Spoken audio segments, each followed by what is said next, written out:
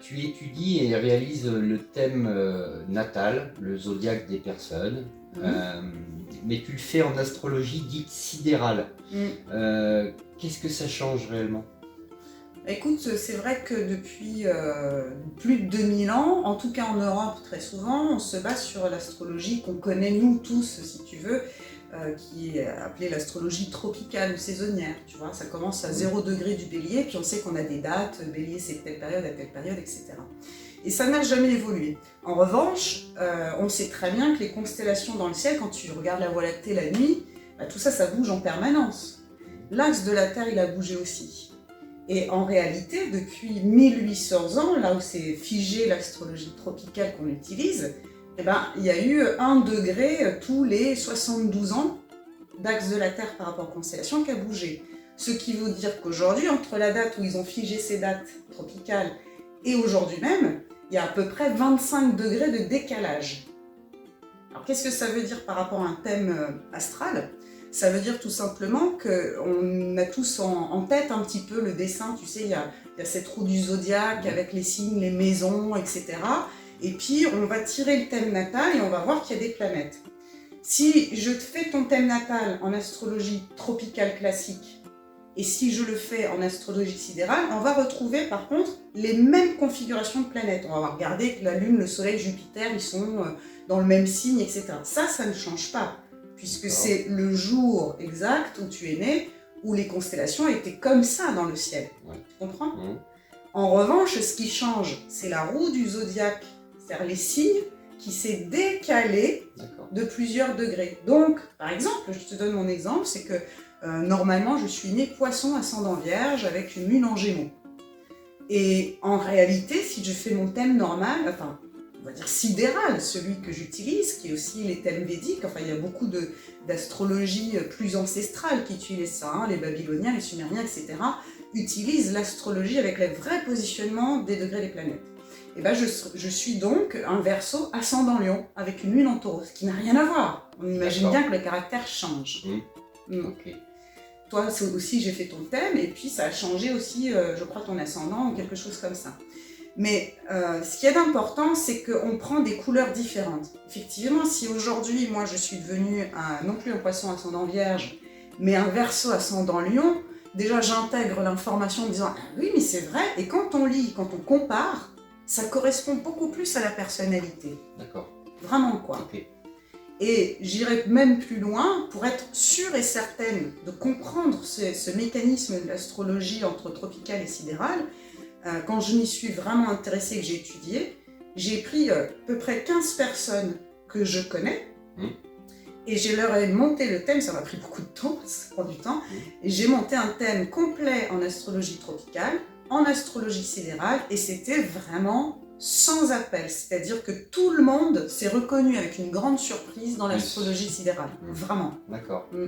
Ça semble assez flou, cette idée que les planètes ou les étoiles auraient une vraie influence sur chacun de nous.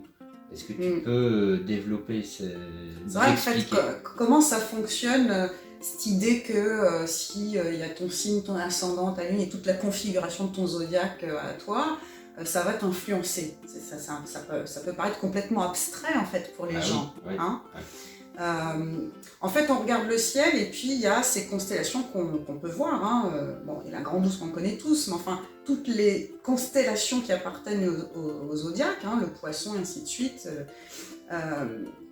vont avoir des fréquences. C'est-à-dire que là, on tombe vraiment dans les systèmes de planètes tels que Vénus, Jupiter, Saturne, etc. On sait très bien que ces fréquences, même sonores, le spectre de chaque planète a été mesuré. On a un champ de la planète même qui a été mesuré en anglais. Champ magnétique. Et le champ de fréquence, si tu veux, qui fait partie même du spectre de l'arc-en-ciel. Enfin bon, on ne va pas rentrer dans les détails. L'énergie de la planète. Voilà, il y a une influence très particulière en fonction de sa distance aussi, de la Terre. Et on sait très bien, puisque ça c'est vraiment reconnu quand même, toutes les astrologies le disent, que quand une planète transite dans notre ciel et plus proche de la Terre, et ben, il y a un champ de fréquence qui est différent. En ce moment, il y a Vénus qui est en train de se rapprocher de nous, elle est redevenue visible, et on voit que depuis quelques jours, par exemple, entre le moment où on a fait la vidéo, les gens commencent à reparler, il y a plus de douceur dans l'air, etc.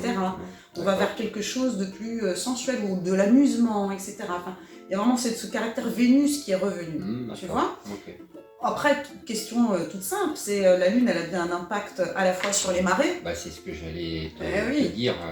On connaît tous l'influence de la Lune sur les océans. Oui. Donc, sur l'eau du corps aussi. On est fait à plus de 70% d'eau. Voilà. Donc par analogie, si la Lune influe, les planètes, les étoiles doivent influer. Mais oui, en fait, tu as le Soleil qui nous illumine chaque jour.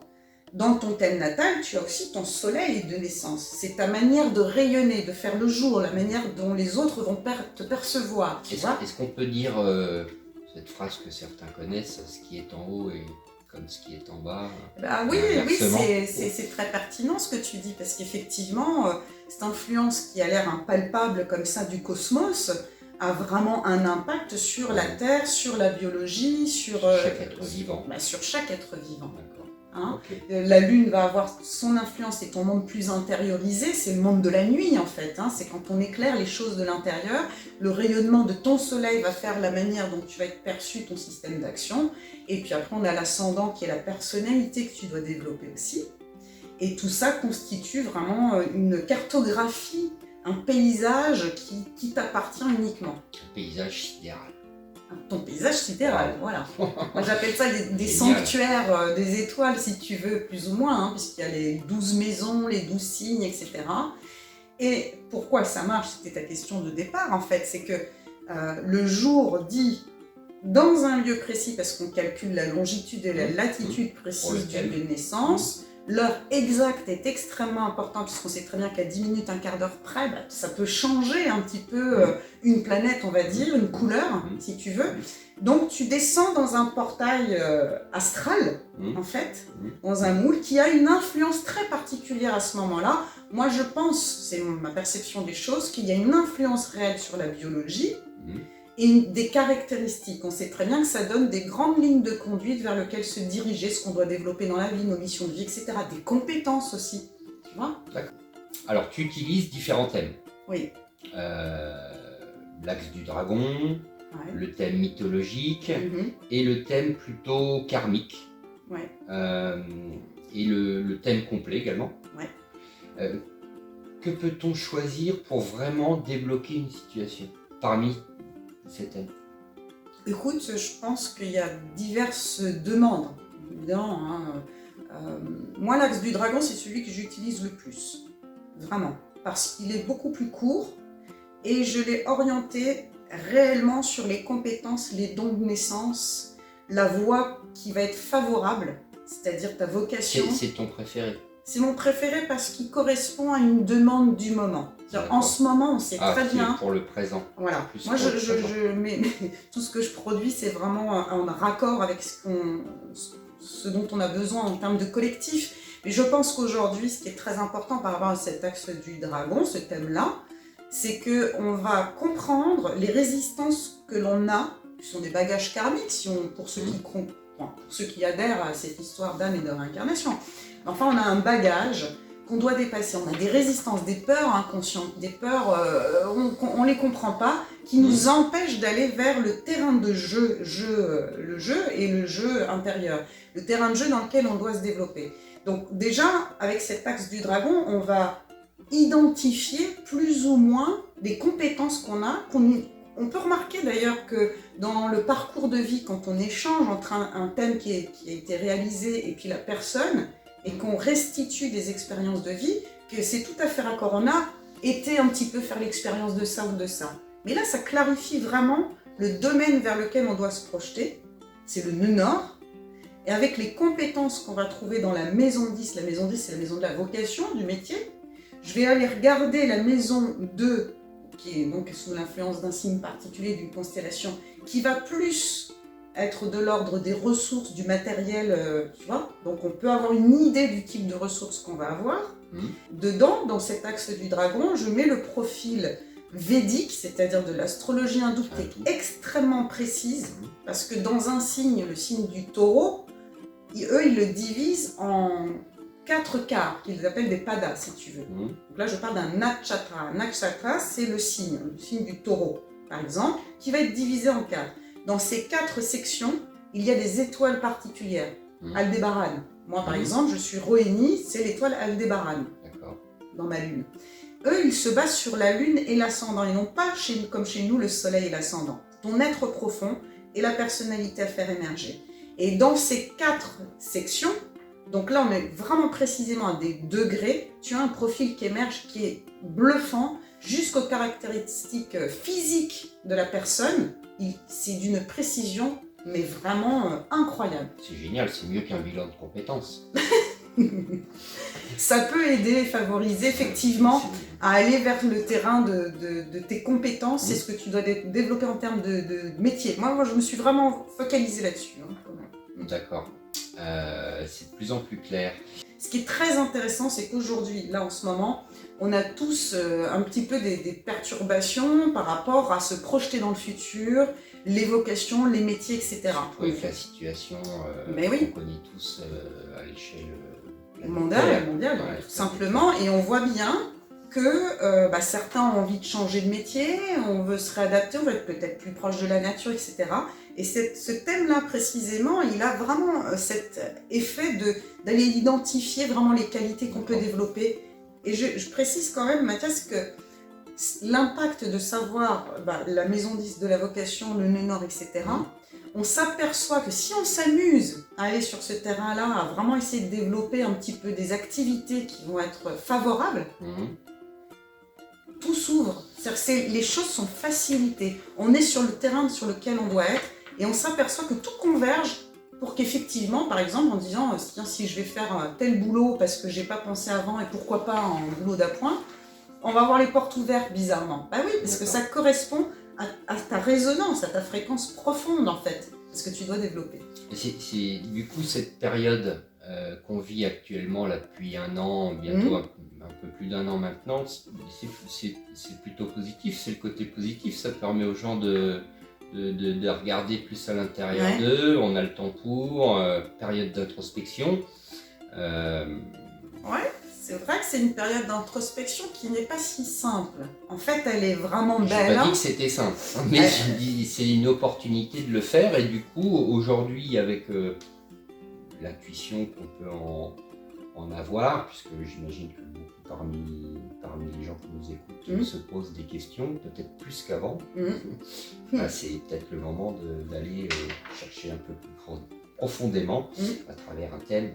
Oui, tout à fait. En fait, tu sais, il y a beaucoup d'astrologues sur l'astrologie mondiale. Ils vont étudier, eux, plus les événements. Moi, j'ai l'habitude quand même d'aller regarder tous les mois des astrologues qui sont américains, anglais, enfin je les prends hindous évidemment, etc.